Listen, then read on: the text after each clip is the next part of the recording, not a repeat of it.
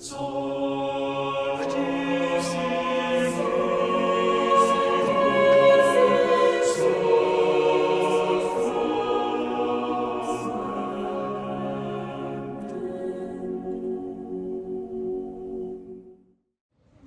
et sœurs, en pensant à la mer agitée et au vent contraire, évidemment, je ne peux pas m'empêcher de penser à mon propre diocèse. C'est vrai que pendant l'été, il y a beaucoup de gens qui viennent en vacances. En général, la mer est plutôt calme, c'est très agréable de se baigner.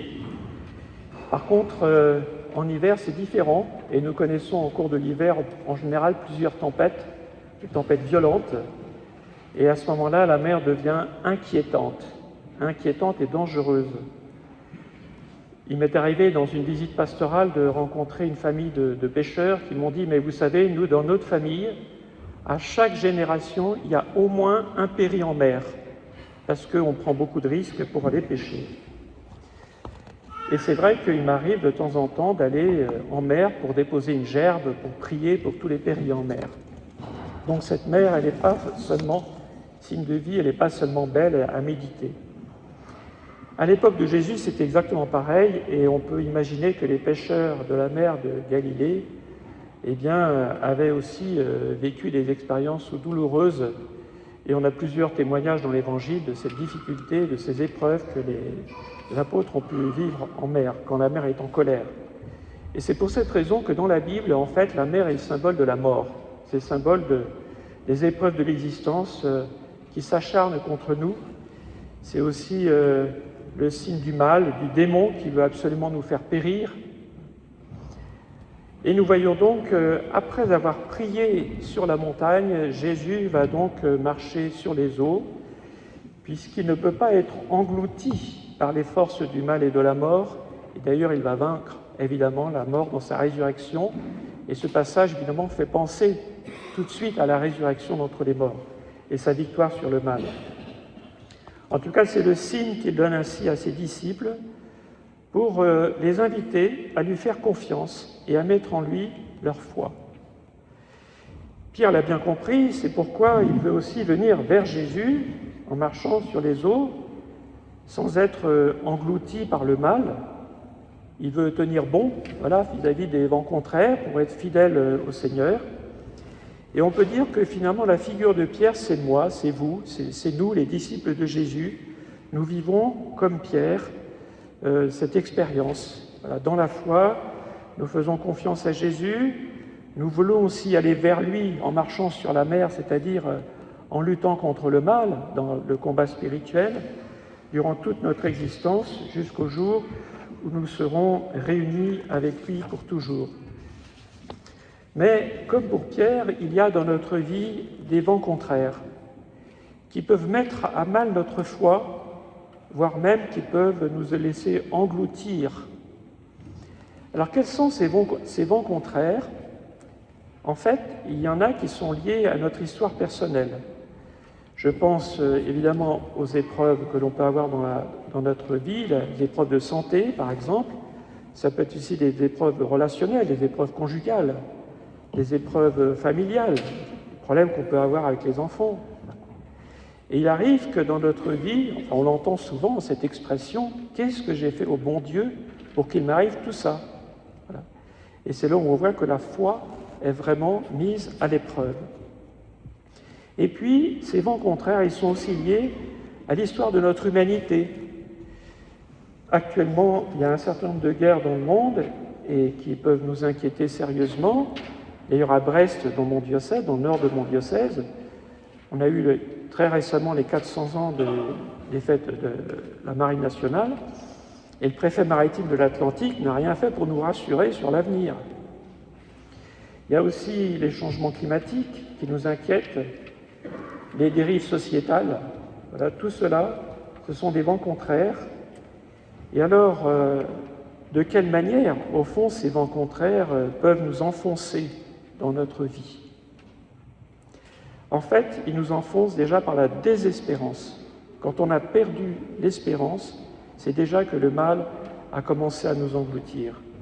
Cette désespérance, elle entraîne souvent un repli sur soi, de l'égoïsme. Au fond, on cherche plutôt à protéger sa propre vie, et elle peut aussi nous amener à la haine, à la violence et au rejet des autres. Homme de peu de foi, pourquoi as-tu douté, dit Jésus à Pierre. Ce n'est pas du tout une invitation à la naïveté, face à tous ces vents contraires, mais à tenir bon dans l'espérance et dans la confiance en Dieu. Et au fond, c'est cela qui nous permet de marcher sur les eaux et de ne pas nous laisser submerger par le mal. Alors comment pouvons-nous, au fond, garder la foi? Comment pouvons-nous la rendre toujours plus forte? Eh bien d'abord, on a entendu dans l'Évangile que Jésus, avant d'aller sur la mer, a commencé par prier dans la montagne. Il a prié, c'est la première chose qu'il a faite. Eh bien nous aussi, la prière, c'est la première chose que nous devons faire. Il y a quelques jours, le 4 août, on a célébré la messe du Saint Curé d'Ars. Le Saint Curé d'Ars qui dit dans ce magnifique enseignement, il dit « Mes enfants, vous avez un petit cœur, mais la prière l'élargit et le rend capable d'aimer Dieu. » Et il ajoute un peu plus loin, « La prière ne nous laisse jamais sans douceur, c'est un miel qui descend de l'âme et adoucit tout. Les peines se fondent devant une prière bien faite, comme la neige devant le soleil. » Et de fait, la prière apaise bien des souffrances dans notre vie, des souffrances morales, même des souffrances physiques, parce que justement, elle nous fait grandir dans la foi et l'espérance. Et elle nous rend capables d'aimer les autres en vérité, même ceux qui ne nous aiment pas. Ma prière, au fond, nous aide à devenir vraiment des artisans de paix. La prière est donc essentielle et première pour nous aider à marcher sur la mer comme Jésus. Mais j'ajouterais que la prière ne suffit pas. Dans une société sécularisée comme la nôtre, il faut aussi avoir une vie ecclésiale, une véritable vie ecclésiale. La messe, évidemment, est centrale, comme la source et le sommet de toute la vie chrétienne, et nous devons être très fidèles à la messe. Et puis, il y a aussi la nécessité de nous réunir avec d'autres pour méditer les Écritures, nous laisser nourrir par la parole de Dieu, et aussi nous soutenir humainement, spirituellement, de pouvoir prier aussi avec les autres. Il y a toutes sortes d'équipes, il y a les équipes Notre-Dame, les équipes d'Action catholique, les petites fraternités, il y a d'autres fraternités un peu comme les chorales, etc., qui peuvent se faire. En tous les cas, tout cela, c'est essentiel pour nous aider à tenir. Au mois de mars, j'ai fait une visite pastorale au Sénégal, dans un diocèse avec qui nous sommes jumelés. Et au Sénégal, il y a 3-4% de catholiques par rapport à la population. C'est très peu, une grande majorité musulmane. Mais par contre, leur présence ecclésiale est très importante dans la société.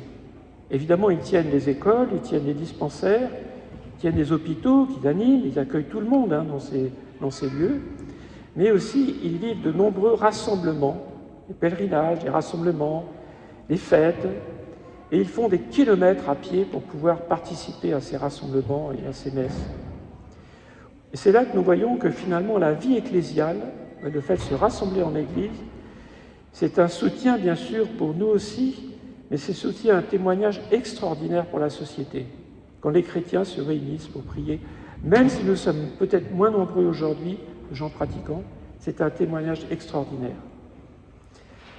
En conclusion, je dirais que dans la situation de notre monde telle qu'elle est, de notre société, il y a beaucoup de vents contraires qui nous font douter, voire même commencent à nous engloutir dans la désespérance et dans le mal.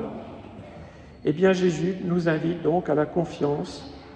Il nous invite à croire que rien dans ce monde ne pourra mettre à mal sa promesse de nous sauver.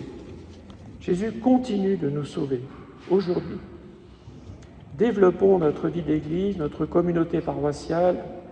C'est elle qui nous permet de marcher sur les eaux avec Jésus et de ne pas sombrer face au vent contraire de notre monde. C'est aussi notre foi, notre espérance en Jésus qui nous donne la volonté, qui nous donne la joie de nous engager dans la société pour la rendre plus conforme à ce que le Seigneur attend de nous et aussi pour rendre témoignage au fond de sa présence et de sa miséricorde. Amen.